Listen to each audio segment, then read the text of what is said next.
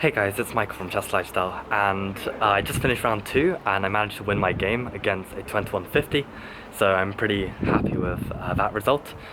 Yeah, basically the game was another win gambit, so the WGM continues. And actually, I'm kind of glad like the opening went smoothly because he actually went into the same line that Hannah Grusen's played. I guess like a year and a half ago, and there was actually a deviation along that line where I actually didn't have a response like planned, so I would have had to really dug deep to try and work that out, but luckily it didn't go down that line and I definitely need to look at that after the game. But yeah, basically the opening went well. He started to come back a bit, but then I managed to suppress any counterplay, and then yeah, I had the bishop pair against two knights and I managed to really restrict the knights, and I think there were quite a few moments that he just missed my move, so that definitely shook him a bit and then gave me the confidence to push through and convert. And yeah, actually right before the game I had been looking at an endgame strategy chapter with Sven, and just like watching, you know, the greats like convert endgames, it kind of gave me confidence in that final position that, hey, I can do the same.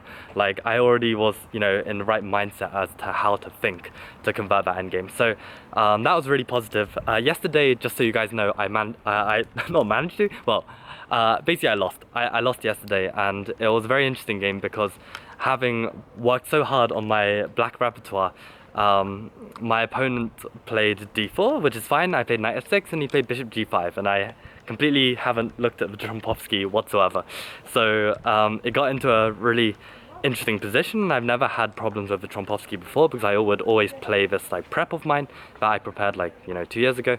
And interestingly enough, after the game when I lost, he told me that actually this line that I played is really you know, popular right now, and it's really everyone's playing it. And you know, when I looked at this, like, this was just me on Lichess just playing some different moves and seeing what works. So it's kind of cool that it's now become like a very popular main line. But it basically got very sharp, and he knew the ideas better than I did. And I had a call with my training partner and friend Steven, and he basically said that, yo, you know, like, you've changed your repertoire, you've changed like the kind of style of chess that you're aiming for, and yet this old Trompowsky line, you tried to play your old kind of style. And he had a point. Like, basically his point was that, you know, it's like not my forte to play this kind of chess, especially when I'm in a position that I don't know as well. So yeah, it's kind of like sharp position where your position's a bit worse in the sharp position, and trying to deal with the complications of like a weaker king and your opponent's like you know, like maybe sacrifice material, you know, that kind of position.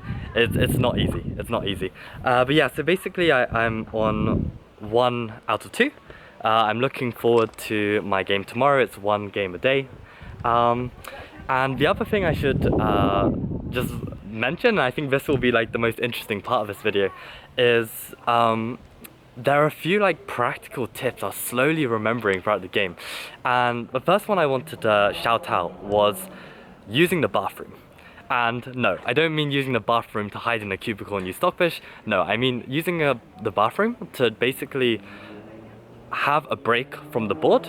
And I think it's a much more effective strategy than, say, walking around the hall where it's still stuffy and trying to look at other people's games, because that's going to distract you from your own. So don't look at other people's games. Just go to the bathroom, whether you need a whether you need to go to the toilet or not. Just go. You can splash some water on your face. You can just like relax, like walk around a bit, and basically just take a break from the game. And you should always do this every time after a really deep think. So if you've played a really deep thing, you've made a move, just take a break from the board, because you'll be so like drained from that deep think. It's worth just having a reset by getting off the board. So yeah, I probably went to the bathroom like maybe 6 or 7 times. No, that's too many. Maybe 5 or 6 times during that game. Just to refresh. So that's the first tip. The second tip I would say is definitely be responsive to what your opponent is doing. And I don't mean on the chessboard, what I mean is, so my opponent, definitely he drank too much coffee today, and he was like pouring the milk, the coffee into the cup right in front of me, you know, during the game, which I always find quite disrespectful. Like, you know, whenever I eat a snack or something, I'm always trying to eat it far away from the board, so that I'm not there to distract the opponent. But okay, if he's gonna play a bit dirty like that, then I can play a bit dirty too. So there was a moment where I felt like I had the move that I wanted to play, and I saw he had just started to reach into his bag, which meant he was going for another coffee. So rather than play my move immediately, in which he could just withdraw his hand and try and think, I waited till he was getting his like, you know, coffee stuff out, started putting the stuff in, and just as he starts to pour the milk, I make the move, like, aggressively. And it's like, you know, he's in the zone of like pouring his milk and coffee in front of me, and now suddenly I've made a move and he's got to finish pouring the milk, and that's gonna fluster him.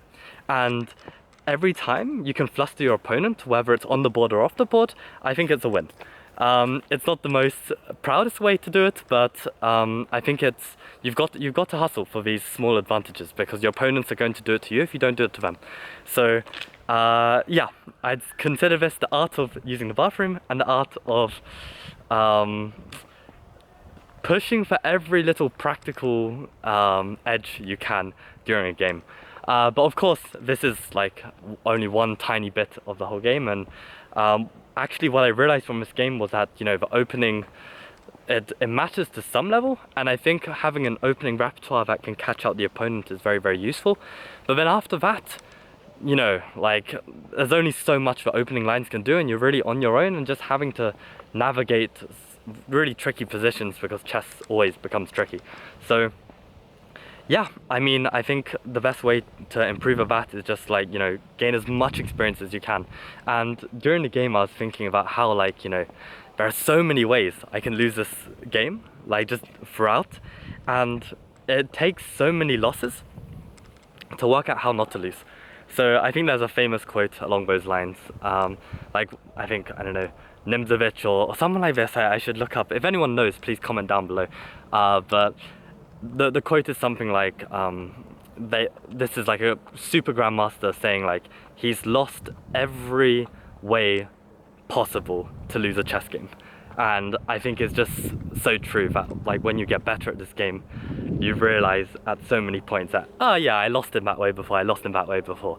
And like, slowly but surely, you're coming out as a stronger player. So I think that's all I have to say. I guess I'll keep you updated with how the rest of the rounds go. And yeah, I'm gonna head home. So see you guys in the next video. Bye.